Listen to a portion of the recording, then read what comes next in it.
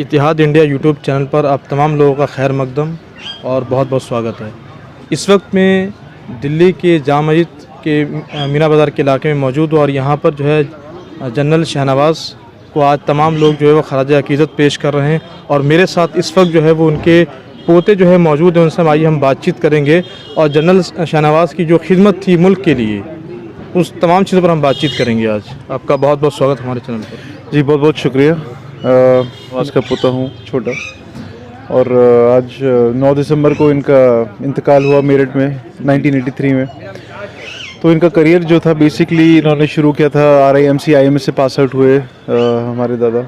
उसके बाद फिर इन्होंने आर्मी में ज्वाइन करा, ब्रिटिश इंडियन आर्मी में थे। तो उस दौरान यही था कि जैसे हिंदुस्तान में रोज़ बरोज़ आवाज़ उठ रही थी आज़ादी के लिए, तो जनरल साहब उनमें से एक थे जिन्होंने अपनी ओथ जो लेते हैं आर्मी के लिए, ब्रिटिश आर्मी के लिए, उन्होंने और उनके कई साथियों ने वो ओथ तोड़ दी थी देश की आज़ादी के लिए। तो क्वीन के ख़िलाफ़ रिवोल्ट कर दिया था इन लोगों ने, जिसके बाद INA बनी थी नेताजी की। अच्छा। उस INA में ये जनरल थे। इन्होंने बर्मा से 22-23 साल की उम्र में अटैक करा, बर्मा के थ्रू अंदर घुसे, फिर इनको पकड़ लिया गया जापानियों के साथ। फिर INA बनी, जापानी प्रिजनर्स जितने भी थे और INA के जितने सोल्जर्स थे इन्होंने मिला के एक INA बनाई थी जिसमें जनरल थे। फिर उसके बाद इनको फांसी की सज़ा हो गई थी क्योंकि इन्होंने अपनी ओथ तोड़ दी थी, जिसका ट्रायल सामने लाल किले में हुआ था। लाल किले में इनका जो केस है, पंडित नेहरू और मोतीलाल नेहरू जी ने दोनों ने साथ में लड़ा था और इनके साथी जो थे डिलन सहगल भी थे, मुरारजी देसाई ने भी साथ में केस लड़ा था।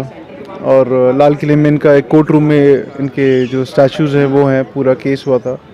तो पूरे हिंदुस्तान में रिवोल्ट हो गया था, काफ़ी पॉपुलैरिटी मिली थी। इसके बाद इन्होंने देश के लिए जो कुर्बानियाँ दी थी इन लोगों ने। फिर देश आज़ाद हुआ, फिर इनकी सियासी करियर स्टार्ट हुआ। फिर पार्टीशन से पहले पाकिस्तान मटोर जहाँ से बिलोंग करते थे वहाँ वापस चले गए थे। उसके बाद पाकिस्तान से मुस्लिम लीग ने भी बोला कि आप हमारे पाकिस्तान में मुस्लिम लीग ज्वाइन कीजिए, हमारी तरफ आइए। लेकिन जनरल साहब ने हिंदुस्तान को चुना क्योंकि उन्होंने ये कहा कि हमने हिंदुस्तान के लिए आज़ादी लड़ी थी, भारत के लिए लड़ी थी, तो मैं हिंदुस्तान में ही रहूँगा। और इसके अलावा जो पंडित नेहरू थे वो बहुत ही करीबी थे। उन्होंने जनरल साहब को ख़ुद लेने आए थे वो पाकिस्तान, और यहाँ पे उन्होंने कांग्रेस में साथ में ज्वाइन कराया। उनका जो पहला कैबिनेट था पंडित नेहरू का, उसमें जनरल साहब थे। 35 साल के आसपास कांग्रेस में रहे, कोल एंड माइन की मिनिस्ट्री में रहे, रेलवेज़ में रहे, केंद्र मंत्री रहे, बहुत कुछ किया कांग्रेस के लिए। अच्छा, मेरा एक सवाल, आप उनकी खिदमत का जिक्र करा, मेरा एक सवाल ये भी है कि यहाँ पर ऐसा क्यों महसूस होता है कि सिर्फ एक ही जगह पर वहाँ उनको खराज अक़ीदत पेश किया जा रहा है, जबकि पूरे मुल्क में उन्होंने खिदमत का काम अंजाम दिया? तो ऐसा क्यों? या अक्सर बेशतर अब इस यहाँ से आप बाहर निकलिए, लोगों से पूछिए जनरल शहनवाज़ के बारे में, शायद लोग नहीं बता पाएंगे। ऐसा क्यों? ऐसे देखिए, ये सब चीज़ें तो इतिहास के ऊपर है। जिस चीज़ को आप ज़्यादा इंपॉर्टेंस दे देंगे, जैसे महात्मा गांधी थे, उन्होंने भी बहुत कुछ किया देश की आज़ादी के लिए, पर उनका हाईलाइट ज़्यादा करा गया है और जनरल साहब का हाईलाइट कम हुआ है। हालांकि ये बड़ी दुख की बात है क्योंकि उन्होंने भी बहुत कुछ करा है और इनके जैसे और भी बहुत लोग हैं जिन्होंने, फ़ौजी थे, INA के थे, जिन्होंने बहुत कुछ किया देश के लिए। उन सब का जितना भी वो था, कॉन्ट्रीब्यूशन था टूवर्ड्स इंडिपेंडेंस, बहुत कम हाईलाइट हुआ है वो। तो ये लोगों को जानना चाहिए, ये सरकार को भी कुछ ना कुछ करना चाहिए इसके बारे में, थोड़ा सा दिखाना चाहिए, ताकि आगे की आने वाली जो जनरेशन है उनको मालूम हो कि उनको जो आज़ादी मिली है किस जद्दोजहद से मिली है, किस किस उम्र में उन्होंने हमले कर दिए थे। जैसा कि मैंने अभी आपको बताया, 22 साल की उम्र में वो बर्मा में घुस गए थे।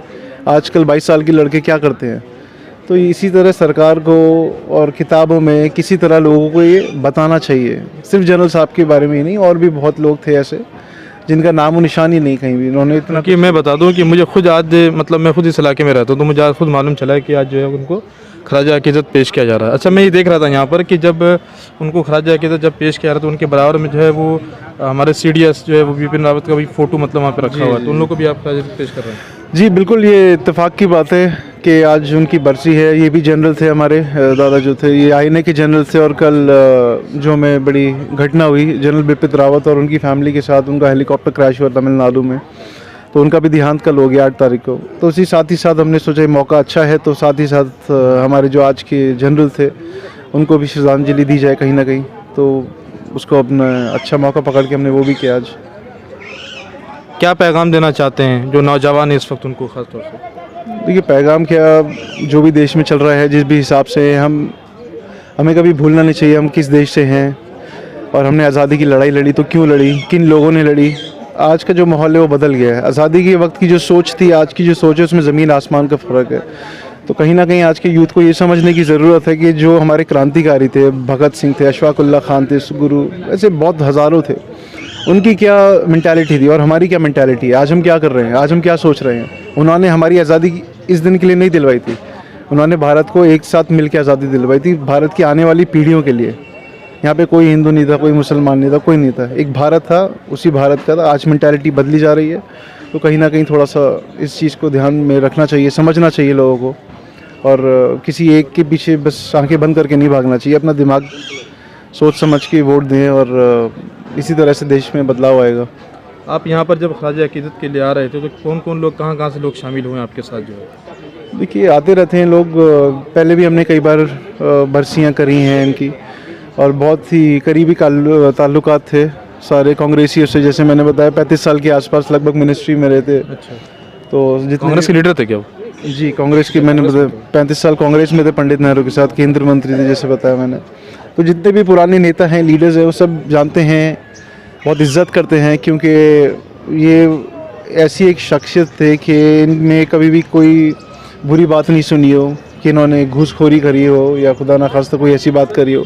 जब इनका इंतकाल हुआ, इनके अकाउंट में 13,000 रुपये थे, और लोग बहुत इज्जत करते हैं हर तरीके से। तो आज जो है हमारे एक वो बुराक साहब हैं, जो उधर शफीकुर रहमान जी हैं, जो संभल के वो आए थे सांसद। हाँ, वो मैं देख रहा था। डॉक्टर फारूक थे हिमालय के, वो आए हैं, और उससे पहले नकवी साहब भी आए, कई बार पहले शाहनवाज हुसैन साहब भी आए। कब आते रहते हैं जितने भी पुराने लोग हैं, जो जानते हैं, समझते हैं उनको, और उनके कंट्रीब्यूशन को इज्जत देते हैं, तो दिल से सब लोग आते हैं।